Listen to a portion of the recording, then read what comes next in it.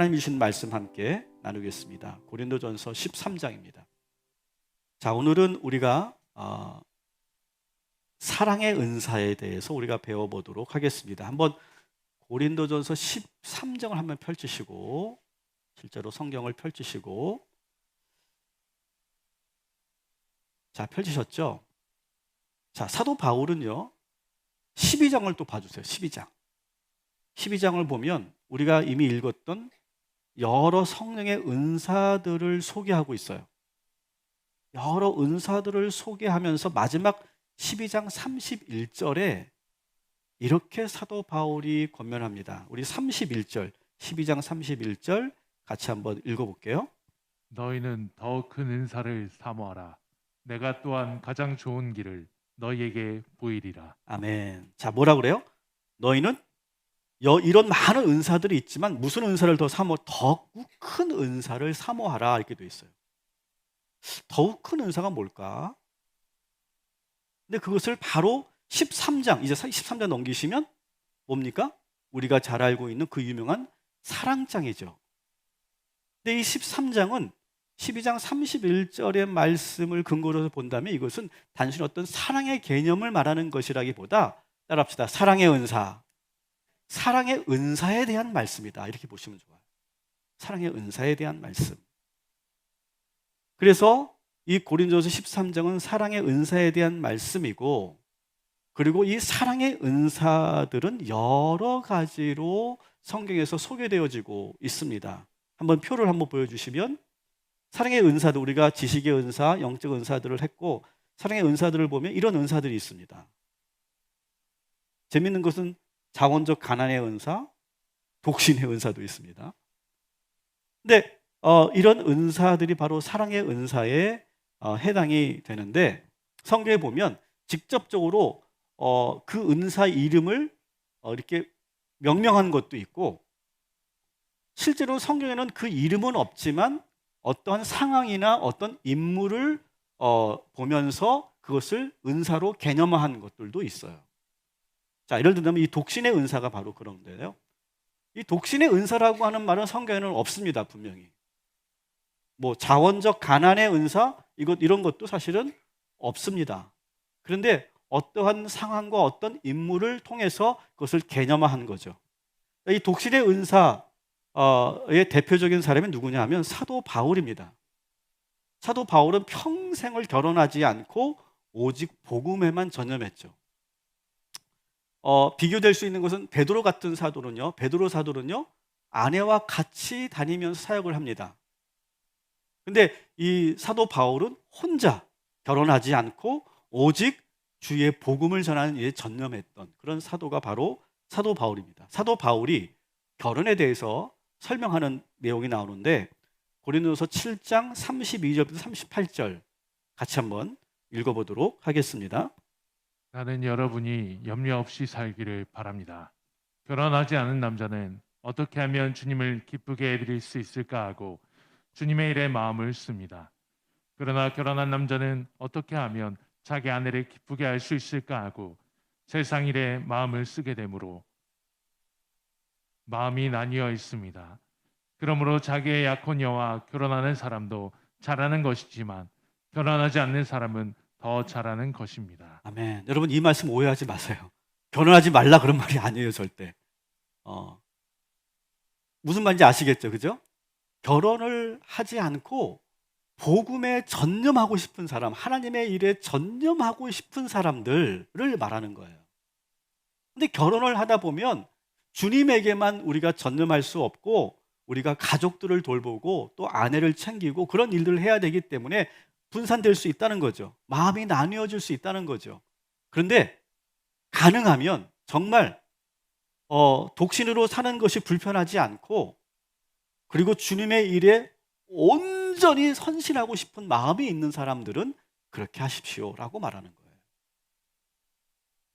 거예요. 제가 알고 있는 선교사님들이나 그 목회자들 가운데는 정말 그런 독신의 은사를 가지고 헌신하는 분들이 있습니다.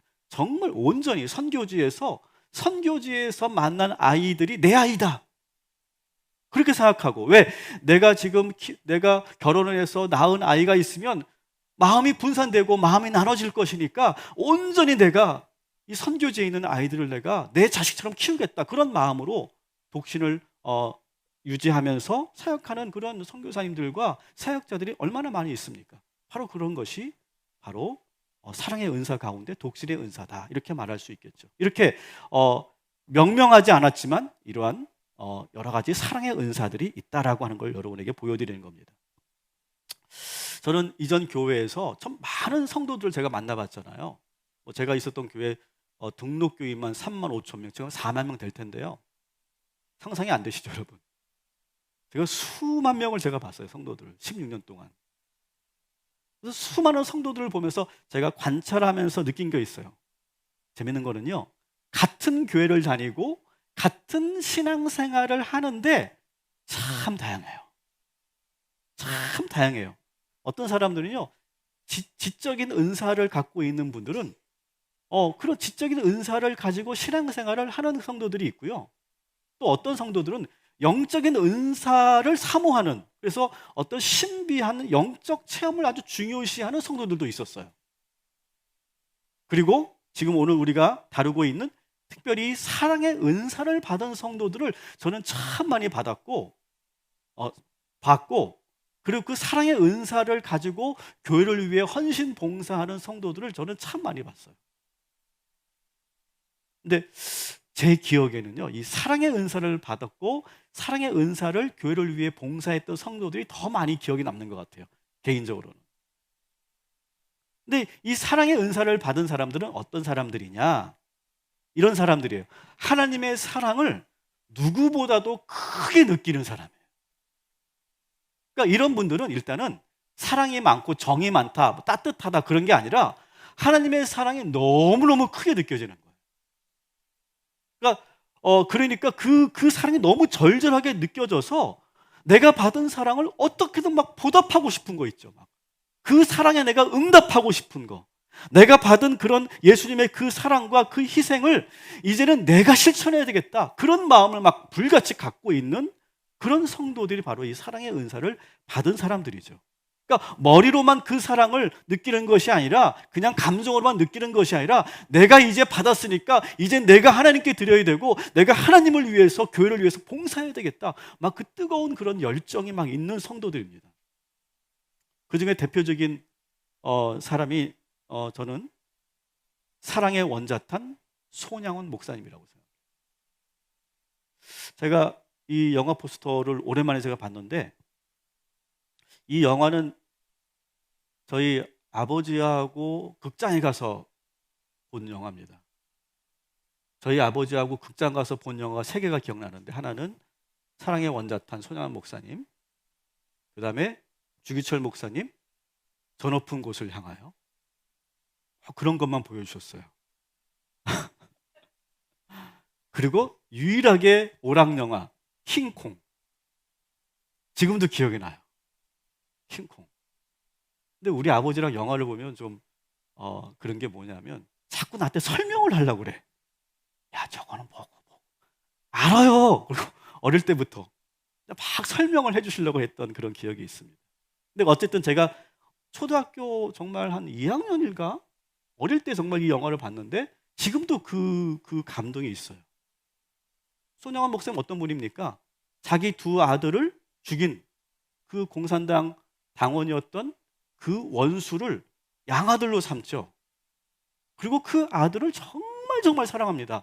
그냥 그냥 형식적으로 주님의 이름으로 사랑합니다, 그게 아니라 정말 내 아들처럼, 자기 친아들을 죽인 그 원수를 아들로 삼고, 그리고 정말로 사랑의 그런 실천을 몸소 보여주시는 그런 그 목사님의 그 위대한 그 사랑을 그 영화에서 볼 수 있죠. 그러니까 여러분, 믿음의 은사를 가진 사람들은 뭐라고 그랬죠? 아주 강력한 믿음으로 기적을 만들어내는 사람이라고 하면, 이 사랑의 은사를 받은 사람들은 어떤 거냐? 사랑의 능력으로, 그 사랑으로 기적을 만드는 사람. 손양원 목사님 바로 기적의 주인공이죠. 그 양아들을 사랑함으로 그 양아들이 나중에 이제 주의 종이 되잖아요.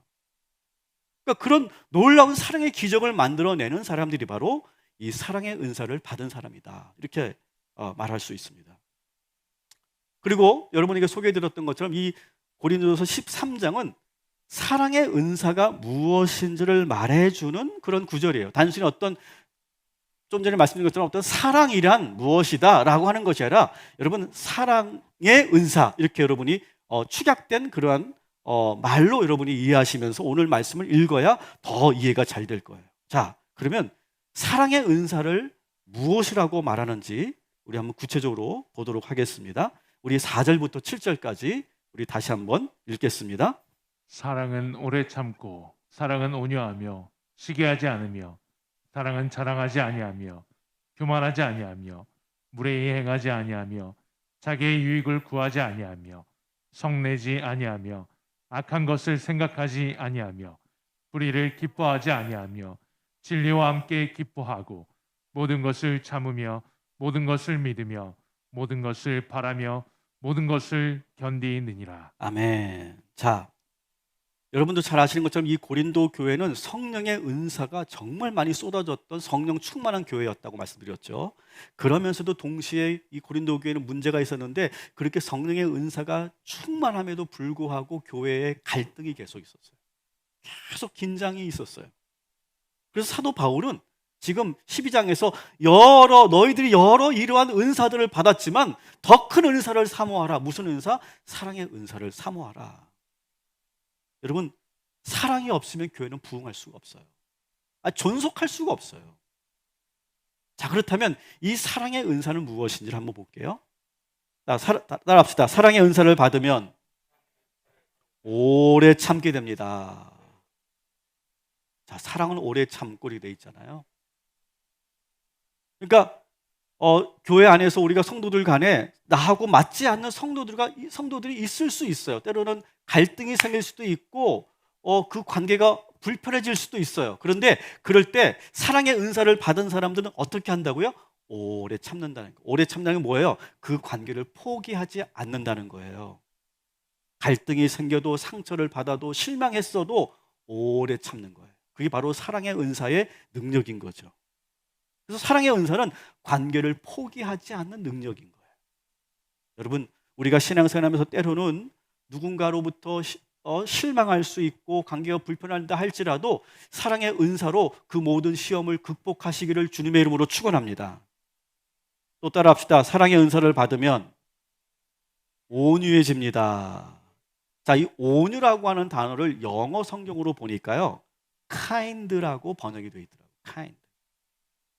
그러니까 kind라고 하는 건 뭡니까? 친절하다는 거죠. 그러니까 5절 말씀과 연결되어 있어요. 사랑은 친절하고 무례하게 행하지 않는 거예요. 무례히 행치 않는 거예요. 여러분, 우리가 가까워지면 가까워질수록 더 조심해야 되잖아요.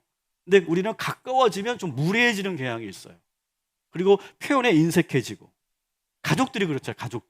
가족들이 가깝다는 이유로 말도 함부로 하고 우리가 좀 거칠어지고 무례해질 때도 있죠. 그런데 사랑의 은사를 받으면 어떻게 되느냐? 온유해진다는 거예요. 친절해진다는 거예요. 무례하게 행하지 않게 된다는 거예요. 여러분, 가까워질수록 친해지면 친해질수록 서로가 더 노력하고 존중해 주셔야 된다. 우리 옆 사람과 이렇게 인사합시다. 저를 따라해 주세요. 나를 함부로 대하지 말아주세요. 나를 함부로 대하지 말아주세요. 또 한 번 따라합시다. 성도님을 존중합니다. 이런 마음, 이런 분위기가 가득한 것이 바로 사랑의 은사라는 것이죠. 세 번째 뭡니까? 사랑의 은사를 받으면 따라합시다. 시기, 자랑, 교만, 이게 사라진다는 거예요. 그러니까 여러분, 시기, 자랑, 교만은 잘 보면 언제 나오는 걸까요? 남과 비교할 때 생기는 감정들이에요. 남과 비교할 때. 그러니까 남과 비교하는 건 왜 그럴까요? 뭔가 결핍되어 있을 때 그렇게 생겨요. 사랑에 결핍되어 있을 때 자꾸 남과 비교하면서 열등감을 갖게 되거나 시기하게 되거나 아니면 자랑하게 되거나 교만해지는 거예요. 근데 하나님의 사랑, 예수님의 사랑을 충분히 받으면 더 이상 바랄 것이 없을 만큼 충분히 받으면 남과 비교할 필요가 없는 거예요. 이게 이제 어려운 말로 하면 자존감이 올라가는 거죠. 자존감이 높은 사람이 되는 거죠. 이게 사랑의 힘인 거죠.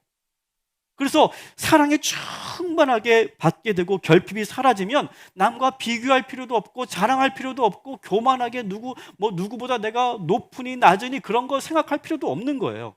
시기하는 마음이 사라지는 거예요. 여러분, 주님의 사랑 안에 충만하게 거하시기를 주님의 이름으로 축원합니다. 그리고 사랑의 은사를 받으면 또 네 번째가 5절에 보니까 교회 안에서 자기의 유익을 구하지 않게 된대요. 그래서 더 헌신하고 싶고 막 더 섬기고 싶고 내가 받은 예수님의 그 십자가의 희생을 내가 직접 해봐야 되겠다. 이제 내가 받은 사랑이 너무너무 큰데 이 예수님의 사랑을 내가 실천해 봐야 되겠다. 내가 십자가의 길을 내가 같이 주님을 따라가야 되겠다. 그런 마음이 막 불일 듯 일어나는 거. 여러분, 교회 부흥은요, 이 사랑의 헌신자들이 많을 때 교회가 부흥하더라고요. 여러분, 가정도 여러분 잘 보세요. 여러분 가정, 여러분 이 가족 구성을 잘 보시면 네 식구든 세 식구든 다섯 식구든 이 네 식구가 자기의 유익만 구하면 그 가정 어떻게 될까요? 붕괴되는 거예요. 근데 여러분, 지금 우리 가정이 지금 그래도 유지되고 그리고 우리가 하나가 되는 이유가 뭡니까? 누군가가 희생하고 있기 때문에 가능한 거예요. 희생과 헌신이 있어야 가족이 이루어지는 거죠. 교회도 마찬가지예요. 자기 유익만 구하면 교회가 만들어지지가 않아요. 구성되지를 않아요. 여러분의 일터도 마찬가지입니다. 누군가 희생하고 헌신할 때 그 교회도 가정도 심지어 회사도 유지되는 거죠. 여러분, 사랑의 은사가 얼마나 귀한지 몰라요. 여러분, 나의 유익만은 구하지 말고 정말 기꺼이 예수님처럼 희생하고 헌신하는 것을 기뻐하는 저와 여러분이 되기를 주님의 이름으로 축원합니다. 또 여섯 번째, 사랑의 은사를 받으면 따라합시다. 성내지 아니하며. 성내지 않는다는 거예요. 여러분, 교회 안에서 분노를 표출하면 안 돼요. 그러면 공동체가 깨어지는 거예요. 여러분, 이 성령의 은사와 마귀의 역사는 상당히 직접적 연결되어 있어요. 그래서 이 사랑의 은사가 약해지잖아요. 교회 안에서 그 마귀의 역사, 마귀의 공격이 더 커지면서 성도들의 마음을 격동시킵니다. 그래서 여러분, 그런 장면 여러분 보셨잖아요. 뭐 TV로나 신문으로나 막 그렇게 경건했던 장로님이 막 삿대질을 하고 핏대를 올리고 막 소리를 지르고 막 권사님들이 막 몸싸움을 하고 막 그런 현장을 보잖아요, 여러분.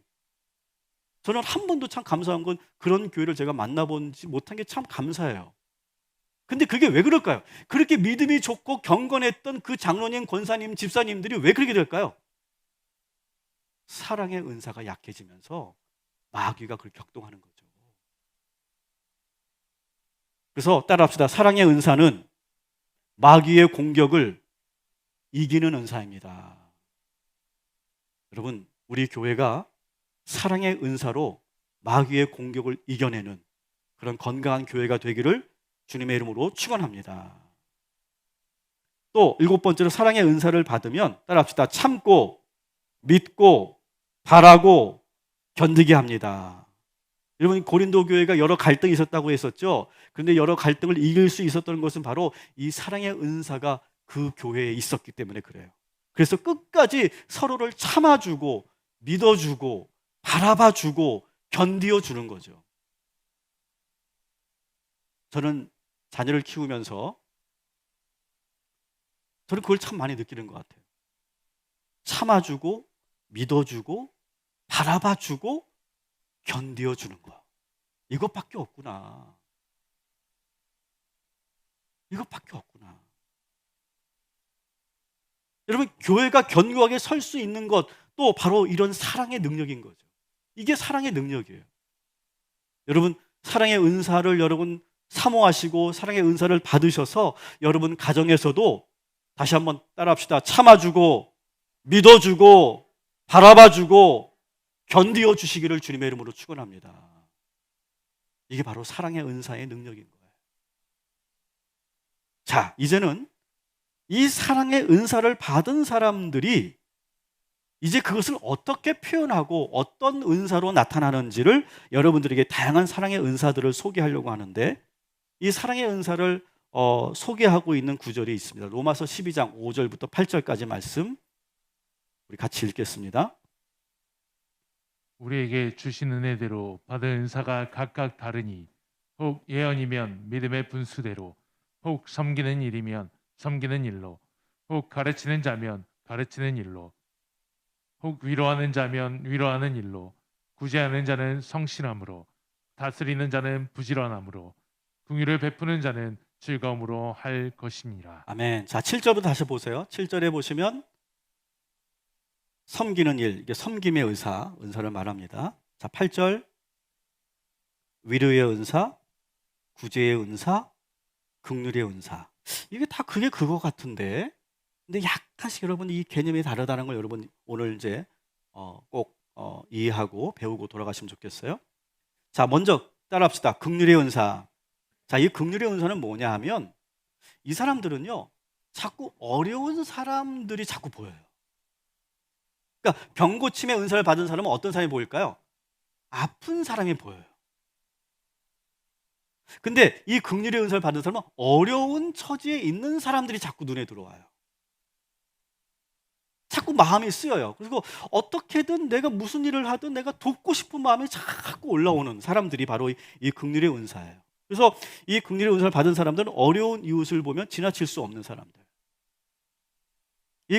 이 긍휼의 은사를 받은 사람들이 제일 좋아하는 구절이 바로 누가복음 9장 41절. 같이 한번 읽어볼게요. 누구든지 너희가 그리스도에게 속한 자라 하여 물 한 그릇이라도 주면 내가 진실로 너희에게 이르노니 그가 결코 상을 잃지 않으리라. 아멘. 자, 지나가다가 누군가가 목말라 하고 괴로워하고 있으면 물 한 잔이라도 떠다주고 싶은 마음. 그냥 지나칠 수 없는 가장 대표적인 사람이 누굽니까? 예수님의 비유 가운데 선한 사마리아인의 비유에서 나오는 그 사람이죠. 길에서 강도 만난 사람이 지금 쓰러져서 죽어가고 있어요. 그런데 제사장이 지나가면서도 레위인이 지나가면서도 사두개인이 지나가면서도 아무도 그를 돌봐주지 않아요. 아마 그랬겠죠. 불쌍하다, 안타깝다, 어떡하지? 그러다 가는 거예요. 근데 이 긍휼의 은사를 받은 사람은 그렇게 생각만 하는 것이 아니라 그를 직접 부축하고 그리고 치료받을 수 있는 여관으로 데려가서 거기서 자기가 정성껏 치료하고 그리고 자기의 일정이 있으니까 여관 주인에게 자기의 아는 사람도 아닌데 자기의 소유의 일부를 그 주인에게 주면서 이 사람을 잘 돌봐달라고, 혹시 비용이 더 들면 내가 돌아올 때 더 갚겠다고, 이런 마음을 갖고 있는 사람, 이게 바로 선한 사마리아 사람이고 이것이 바로 긍휼의 은사의 대표적인 그런 예라고 볼 수 있죠. 또 다비다라고 하는 사람이 사도행전에 나오는데 9장 36절 같이 읽겠습니다. 요바에 다비다라 하는 여제자가 있으니 그 이름을 번역하면 도로가라. 선행과 구제하는 일이 심히 많더니. 자, 보세요. 이 다비다 혹은 이 도로가는 어떤 사람이니까 선행과 구제하는 일이 뭐래요? 힘이 많대요. 힘이 많대. 이게 뭡니까? 자기가 갖고 있는 소유 이상으로 섬기는 거예요. 아까 여러분 사랑의 은사 중에 뭐가 있었죠? 자원적 가난의 은사, 그죠? 기부의 은사, 이런 은사, 고난의 은사, 이런 겁니다. 내가 어려운 이웃을 섬기고 도우면서 내가 비록 불편해지고 내가 좀 가난해져도 그것이 전혀 문제가 되지 않고 아까워하지 않는, 오히려 그것이 더 기쁘고 행복하다고 여기는 그런 사람들이 바로 이 긍휼의 은사, 특별히 다비다와 같은 사람이라고 하는 거죠. 가장 대표적인 게 누굽니까? 인도 캘커타의 성녀 마더 테레사가 바로 대표적인 그 사람이죠. 가장 어렵고 그리고 가장 불길한 비위생적인, 그리고 보통 사람들이 살 수 없는, 우리는 아마 상상할 수도 없는 그런 열악한 환경 속에서 죽어가는 그런 사람들을 온몸으로 끌어안고 그리고 닦아주고 그 아기들을 돌보는 그런 마음을 갖고 있는 사람이 바로 이 긍휼의 은사를 받은 사람이다, 이렇게 말할 수 있습니다. 제가 참 감사한 거는요, 지난주에는 제가 평택에 계신 어느 성도님을 제가 여러분들에게 소개했었죠. 그리고 제가 지난주 설교를 마치고 주일 저녁에 이번에는 부산에 계신 권사님이세요. 저희 교회 예배를 거의 다 드리고 계시는 부산에 계신 권사님이신데, 그 권사님께서 저희 교회 예배를 드리고 또 우리가 금요 심야 때 우크라이나 선교사를 위한 선교사님을 위한 예배를 우리가 함께 했잖아요. 그랬을 때 마음에 큰 그런 은혜가 되어서 이 권사님이 남편분하고 상의를 하셔가지고 이 권사님은 기도할 때마다 항상 기도하고 나면 1만 원씩 이렇게 헌금 봉투에 이렇게 준비해서 모아놓은, 근데 그 목적 헌금은 이스라엘 지역을 위해서 모아놓은 그런 선교 헌금인데, 하나님께서 감동을 주셔서 이 헌금을 우크라이나 선교사들을 위해서, 우크라이나 사람들을 위해서 사용하라, 이런 감동을 주셨다는 거예요. 그래가지고 적지 않은 그런 액수인데요, 그 헌금을 저희 교회에 이렇게 보내주셨어요. 이런 것들이죠. 내가 하나님을 위해서, 주님을 위해서, 어려운 이웃들을 위해서 아까워하지 않는 그 마음, 이것이 바로 긍휼의 은사의 대표적인 예라고 볼 수 있습니다. 여러분, 긍휼의 은사가 저는 굳이 꼭 크리스찬들에게만 임한다고 생각하지 않아요. 제가 이 말씀 드리는 이유는 뭐냐면요, 최근에 제가 아주 감동적인 사진을 제가 받았는데, 이런 사진이에요.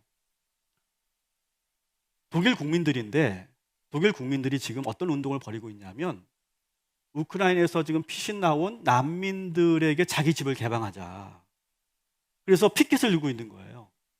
뭐 가령 저기 보면, 맨 끝에 보면 우리 집에 방이 하나 있습니다, 엄마와 아이들이 우리 집을 사용하실 수 있습니다, 뭐 그런 거죠. 우리 집에는 방이 2개가 있는데 5식구가 함께 할 수 있는 그런 여건입니다, 저희 방을, 저희 집을 내어놓습니다. 뭐 서로가 막 그래서 막 손을 흔들면서 자기가 하겠다고 막 이렇게 하는 이 모습, 여러분 얼마나 감동적이십니까?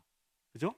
저는 되게 감동적이더라고요. 이렇게 막 모여서 서로가 내가 돕겠다고, 내가 그 어려운 난민들을 위해서 내가 헌신하겠다고, 희생하겠다고, 그러면서 이렇게 막 손들고 있는 이 독일 국민들을 보면서 저는 이 안에 성령께서 긍휼의 은사를 주셨구나, 저는 그걸 느꼈어요. 여러분, 긍휼의 은사를 사모하시고, 그리고 여러분 마음속에 그런 어려운 이웃들을 향한 그런 따뜻한, 그 뜨거운 그런 사랑의 마음이 있다면 그것을 실행에 옮기시기를 주님의 이름으로 축원합니다. 자, 2번째 따라합시다. 도움의 은사. 자, 긍휼의 은사와 도움의 은사 비슷한 것 같은데, 도움의 은사는 뭘까요? 자, 이 도움의 은사는 이렇게 어려운 사람들이 보인다기보다 이 사람은 어떤 사람이냐, 어떤 특정한 어느 사람을 돕는 데 관심을 갖게 되는 거예요. 가장 대표적인 것이 베베 집사예요. 베베, 이름이 좀 이상하죠? 베베 집사인데요, 이 베베 집사 이야기를 한번 들어봅시다. 로마서 16장 1절 2절 같이 읽습니다. 내가 갱그레아 교회 일꾼으로 있는 우리 자매 베베를 너희에게 추천하노니 그가 여러 사람과 나의 보호자가 되었음이라. 네, 그래 끝났군요. 네. 여기서 보면 이 베베 집사는 어떤 사람이냐, 사도 바울의 뭐가 됐대요? 보호자가 되었대요. 보호자. 무슨 말일까요? 사도 바울이 사역을 하는데 어려움이 없도록 물심양면을 적극적으로 도와준 사람이 바로 이 베베 집사예요. 그러니까 긍휼의 은사는 어려운 이웃에게 관심을 갖는 거라고 하면, 이 도움의 은사는 주의 일을 감당하는 어떤 사역자나 선교사나 어떤 그런 목회자, 그들이 더 열심히 주의 일을 감당할 수 있도록 돕는 은사, 이게 바로 도움의 은사예요. 저는 1부 예배 때도 그렇고 2부 예배 때도 그렇고, 저에게는 이 물 한 잔이 저에게는 참 큰 도움이 되는 그러한 물 한 잔입니다. 제가 설교를 할 수 있도록 도와주는 거죠. 근데 여러분, 이 매주 한 주도 빠지지 않고 여러분 이렇게 물을 준비하는 게 여러분 쉬울까요? 절대 쉬운 일이 아니고, 이건 정말 기쁘지 않으면 할 수 없는 일이에요. 이게. 그것은 바로 주의 종이 말씀을 잘 전할 수 있도록 도와주는 그런 손길이 있기 때문에 이것이 가능한 것이죠. 여러분, 이 일 말고도 여러분 우리 목회자들 주의 종들이 더 말씀을 준비하고 기도하는 일에 힘쓰고 교회를 위해서 열심히 헌신할 수 있도록 여러분들이 많이 도와주시기를 주님의 이름으로 부탁을 드립니다. 아멘을 크게 안 할 줄 알았어요. 우리 교회는 도움의 은사가 별로 없나 봐. 도와주십시오. 그래서 저희들이 정말 목회자가 뭡니까? 주님의 말씀을 연구하고 그 말씀을 그대로 전하는 일을 하는 거예요. 거기에 전념할 수 있도록 여러분들이 여러 일들을 도와주시면 우리가 더 전념할 수 있죠. 여러분 사도행전에 나오는 7집사가 바로 그런 역할이죠. 7집사가. 그죠? 사도들이 더 말씀에 연구하고 기도에 힘쓰도록 그 7집사들이 교회 여러 가지 일들을 다 자기들이 도맡아서 하는 거죠. 이게 바로 도움의 은사인 거죠. 또 따라합시다. 섬김의 은사. 자, 섬김의 은사는 이 도움의 은사와 섬김의 은사는 또 비슷한 것 같은데 또 다른데, 도움의 은사는 한 개인을 돕는 거라면 섬김의 은사는 뭐냐? 자기가 속해 있는 그룹이나 조직을 위해 섬기는 은사예요. 그러니까 섬김의 은사를 가진 이제 성도들은 어떠냐면 본인이 지금 이 모임에서 내가 무엇을 해야 될까? 그것을 아주 기가 막히게 알아차리는 그런 능력이 있어요. 무엇이 필요로 할까? 그것을 정확하게 알고 있는 사람들이에요. 그래서 가령 제가 찬양대를 예를 들어볼게요. 찬양대를 봉사할 때 이 찬양대에서 필요한 일이 무엇인가? 그게 눈이 들어와요. 이 찬양대를 하려면 내가 악보 복사를 해야 되고 또 가운을 관리해야 되고 그리고 내가 끝나고 나면 여기를 잘 연습실을 잘 정리정돈을 하고 가야지.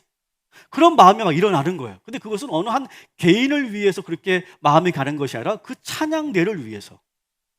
셀 안에서도 마찬가지예요. 셀 안에서도 우리 셀이 잘 되기 위해서 내가 이런 역할을 해야 되겠다. 내가 이런 일을 해야지. 그렇게 어떤 공동체와 조직을 더욱더 활성화될 수 있도록 섬기는 그런 은사가 바로 이 섬김의 은사인 거죠.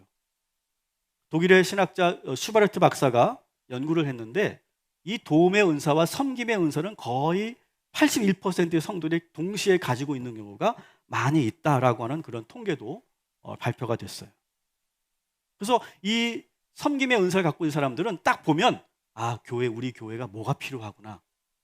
이 일을 내가 해야 되겠구나. 그걸 내가 딱 알고서 그 일을 딱 그 자리에서 감당하고 있는 성도들이 바로 섬김의 은사라는 거죠.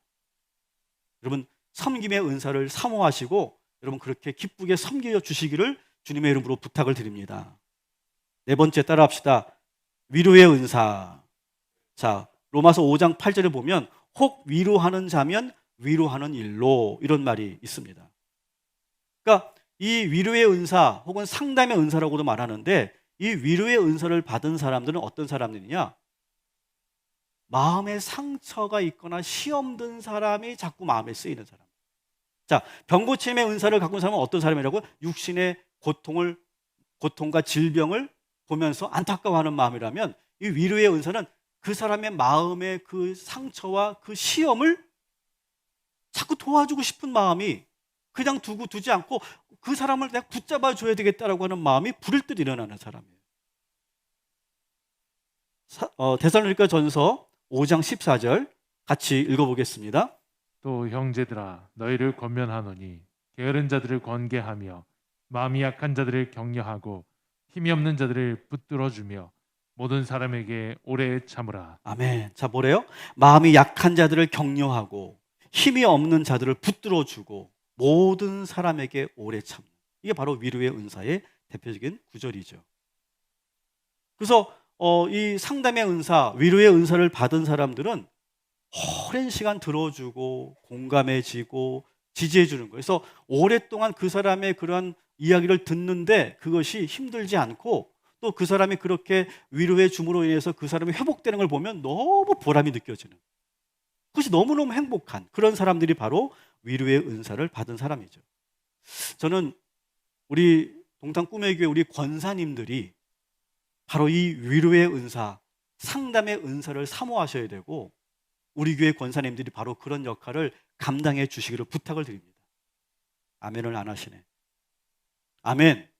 우리 권사님들만 아멘. 아멘. 여러분 위로의 은사가 꼭 필요합니다. 우리 교회에서. 그리고 여러분 우리 교회 드림 상담센터가 있는 거 아시죠? 이 드림 상담센터를 통해서 여러분들이 상담이 필요하시면 도움을 드릴 수가 있어요. 근데 여러분, 우리 교인들은 상담 안 합니다. 대신 전문 상담사를 여러분들이 연결시켜 드릴 거예요. 그래서 여러분들이 마음 놓고 편안하게 여러분의 그 문제, 여러분의 그 상처, 여러분의 가정의 문제, 그런 것들을 마음 놓고 토로하고, 그리고 거기서 위로를 얻고 해결점을 찾을 수 있도록 도와드릴 테니까 여러분 잘 사용하시기 바랍니다. 이게 바로 상담의 은사, 위로의 은사인 거죠. 마지막으로 따라합시다. 손님 대접의 은사. 이 손님 대접의 은사는요, 외부에서 오는 손님들이 있을 때 기쁨으로 그분들을 섬기는 은사예요. 그래서 이런 분들은 정말 뭐 이렇게 차를 준비해도, 다가를 준비해도 정말 정성껏, 정말 그 차 한 잔, 그 다과 하나만 봐도 막 감동이 되고, 왠지 은혜가, 사랑이 느껴지는, 또 그걸 하는 걸 너무너무 기뻐하는 그런 은사. 이게 바로 손님 대접의 은사죠. 자, 해당되는 구절들 한번 보겠습니다. 베드로전서, 히브리서 같이 읽습니다. 서로 대접하기를 원망 없이 하고 각각 은사를 받은 대로 하나님의 여러 가지 은혜를 맡은 선한 청지기 같이 서로 봉사하라. 손님 대접하기를 잊지 말라. 이로써 부지 중에 천사들을 대접한 이들이 있었느니라. 아멘. 손님 대접 은사도 참 귀한 것 같아요. 여러분, 이렇게 사랑의 은사는 참 다양하게 나타나죠. 여러분 한번 잘 보세요. 여러분들은 어떤 대상에게 더 눈이 가고 마음이 쓰이는지, 그것만 보면 내가 어떤 은사를 받았는지를 여러분 캐치할 수 있어요. 내가 긍휼의 은사인지, 도움의 은사인지, 섬김의 은사인지, 손님 대접의 은사인지, 자원적 가난의 은사인지 여러분들이 다 아실 수 있을 거예요. 여러분 안에 우리 성령께서 다 그런 은사를 주셨거든요. 여러분, 그 은사를 여러분 땅에 묻어두지 마시고, 여러분 교회를 위해서 여러분 잘 사용될 때 하나님께서 여러분에게 더 큰 기쁨과 은혜를 주시고 믿음의 성장도 주시고 우리 교회는 또한 부흥하게 될 줄 믿습니다. 그래서 은사를 받았으면 그 은사를 사용해야 돼요. 그리고 그 은사를 발전시켜야 되는 거예요. 자, 그런데 제가 마지막 한 번 더 원론적인 말씀을 드립니다. 이 사랑의 은사는 그냥 가슴이 따뜻하고 착한 사람들이 받는 은사가 아니라 뭐라고 그랬죠? 예수 그리스도의 사랑을 강하게 느끼는 게 중요해요. 여러분, 주님의 사랑, 우리가 사순절을 보내면서 예수 그리스도의 십자가의 사랑을 충만하게 여러분 경험하게 되기를, 체험하게 되기를 주님의 이름으로 축원합니다. 그래서 그 받은 사랑을 내가 주체할 수 없어서 내가 이 사랑을 보답해야 된다라고 하는 그런 마음으로 정말 헌신하고 봉사할 때 하나님께서 여러분들을 들어 쓰시고 놀라운 사랑의 기적을 허락하여 주실 줄 믿습니다. 그래서 우리 동탄 꿈의 교회, 우리 모든 성도들 한 사람도 빠짐없이 주님의 사랑을 받고 주님의 사랑의 은사를 실천하는 우리 사랑이 넘치는 교회가 되기를 주님의 이름으로 축원합니다. 아멘.